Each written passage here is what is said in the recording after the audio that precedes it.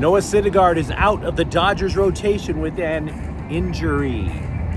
There is reason to believe Chris Paul might actually join the LA Lakers. And should the LA Galaxy be more forthcoming about Chicharito Hernandez? Good morning. I'm James. This is your daily dose of sports and snark for the greatest sports city in the world, Los Angeles. This is the faithful Angelenos Morning Report. It is June 9th, 2023. Still stuck in Tulsa, Oklahoma? So be it. I'm in a terrific mood. We have added new subscribers to the Angelino familia. Thank you. Thank every last one of you. Appreciate every one of you guys, straight up. If you enjoy being in the know about LA sports, clickety-clack the like button. Clickety-clack the subscribe button. There's a notification bell. Hit that. It'll let you know we drop new content. Sharing is caring. Let people know we exist. And by all means, comment. We always have stuff to talk about here. Now, before we go through the news and notes, a look at the scoreboard. Clayton Kershaw basically said enough of this bleep. He strikes out 9 in 6 shutout innings. Freddie Freeman goes 2 for 2 with 2 RBIs. Dodgers 6, Cincinnati 0. Meanwhile, today, the Dodgers have shimmied over to Philadelphia. They'll play them at 4. Michael Grove takes the mound for the Dodgers. He's 0-2 with an 8.14 ERA. Ranger Suarez. What a lovely name. Ranger Suarez takes the mound for Philly. He's 1-2 with a 5.47 ERA. And Chicago's playing the Sparks at 7. All I can tell you about the Sparks is we don't think they suck. So there's that. But let's get to the main news here. Noah Syndergaard is allegedly injured. I use the word allegedly. Look, the Dodgers placed him on the 15-day injured list due to a blister on his right index finger. And sometimes in life, y'all kind of want to call BS. Because what is a blister? They show up. Yeah, it affects you if you're a pitcher, but they show up, they disappear, and it gets to the point where people assume blisters are about to form when they're not nearly there. The Dodgers used to bench Rich Hill all the time because of redness on his finger. That wasn't a blister, just a little redness. They would panic and put him on the IL. So, is Noah Syndergaard really injured? Or is he just a guy with an ERA that's like way higher than 7? Can both be true at the same time? I'm not necessarily sure. The Dodgers call up Taylor Scott to replace him. Scott was at AAA Oklahoma City. Syndergaard's fall from baseball's elite has been kind of akin to dropping a watermelon from the Empire State Building. It's catastrophic for the watermelon, but you damn sure don't want to be anywhere in the blast radius once that thing hits the road, right? And in a sense, the Dodgers have been in that blast zone for a big chunk of the year, and it's unfortunate. He went into the season, he was saying, yeah, the Dodgers coaches are amazing. They're going to get my fastball back over 100 miles an hour where it used to be. I can't wait. It's going to be awesome. And honestly, he just hasn't done it. There's no nice way to say it. So I don't believe this is as much of an injury. I'm by no means somebody who's a doctor who inspects fingers. I'm not sure this is legit as much as it is a chance for Syndergaard to go to the minors and try to rehab.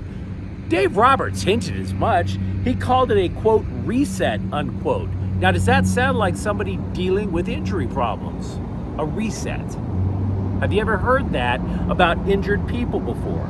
Now, in the interim, it's actually good news for the Dodgers in the sense that it will give either Michael Grove or Bobby Miller, 2 rookies, more time in the rotation to see if they actually deserve to stay in the majors. The Phoenix Suns have told Chris Paul that he will be waived. This is according to Shams Charania of The Athletic. If they do, it's likely he would be waived before June 28th. That would be when the next year of his contract kicks in. And that's a $30 million deal. So yeah, you want to make a decision sooner rather than later. It is unlikely that Paul will be traded because whoever the Suns trade him to in that scenario would pick up the whole $30 million. Why would anybody want to do that? Especially when he's getting older, obviously. He's 35, I believe, and definitely injury prone. So there is a belief that once he is waived, that both the Lakers and the Clippers would be trying to go after this guy. And both teams have legit reasons, but the Lakers, if it does turn out to be a race between the two, have advantages. Now, here's the deal. If the Lakers go after him, it would be because Chris Paul and LeBron James are actually pretty good friends. It's also because D'Angelo Russell just simply wasn't a good enough answer at point guard. So they need somebody to try to take the pressure off of LeBron James so he's not the ball handler every time the Lakers go into a half-court offense. What's the deal, though, between the Lakers and the Clippers? Because you could be a Clipper fan and you could say the same thing. Wait a minute. If we go get Chris Paul, we slide him right in there in between Kawhi Leonard and Paul George. We're off and running. I see that point. Absolutely. The Clippers, if they did that, would be kicking Russell Westbrook to the curb, though. So what is the difference? What do the Lakers have to offer that the Clippers don't? Cap space. They could offer him a better contract. Hey, it is what it is. So there is reason to believe that Chris Paul could actually be a Laker next year. Now, having said that, if you're a Lakers fan, don't pop the bubbly just yet. Because you're asking the Lakers to go the entire season hoping that the following people don't get injured. Chris Paul, LeBron James, Anthony Davis. Does that sound like a good bet to you? Because it sure as hell doesn't to me. By the way, also an Eastern Conference executive, GM, told a website that Paul really wants to play for the Lakers. I'm not saying you should be optimistic or pessimistic. I'm just saying it's a possibility. We await the results of an MRI to Galaxy striker's Chicharito, his right knee. The poor guy fell Wednesday during a U.S. Open Cup matchup in Salt Lake. The man fell like he got shot. There was no contact involved. And of course, there were even some RSL fans who thought Chicharito was begging for a call. Wrong. No, it did not look good. Now, if Chicharito is out for the year, which is a possibility, how much damage does that do to the Galaxy and to him? Now, these are horrible questions to ask, but I'm a former newspaper reporter. I spent more than half my life asking horrible questions because these are things that people need to know. I totally get it. It sounds crass. It's not nice, but it's part of the gig. Last night, I raised the question on Twitter, and I did have a decent Twitter conversation with LA Times soccer writer Kevin Baxter. You know, you can have decent Twitter conversations if you try. During our conversation, he cited the example of a hypothetical with the Lakers. If LeBron James got injured, we would want to know the answer right now. The Galaxy did the MRI, or the Galaxy had physicians do the MRI on Chicharito yesterday. We don't have the results. I work in healthcare now after the journalism industry imploded. I'm here to tell you those results are there. The Galaxy knew yesterday just how bad Chicharito's injury is, and they're not telling anybody. Would the Lakers gotten away with that if it was LeBron, if it was Anthony Davis? Of course not. Chicharito is the captain of the LA Galaxy. We need to know. We needed to know yesterday. It's uncomfortable, but it's true. We needed to know. And why do we need to know? Even though it's a horrible question to ask. Well, one, here's an ugly question. Would the Galaxy be better off? I like Chicharito. The man's only scored once this year. There's no question he's trying his hardest, but he's not getting the results. Unfortunate question to ask. Has to be asked. Number two, we have to find out once and for all if Dejan Joveljic really is the future of the Galaxy. That's why we need to know if Chicharito is out for the rest of the year.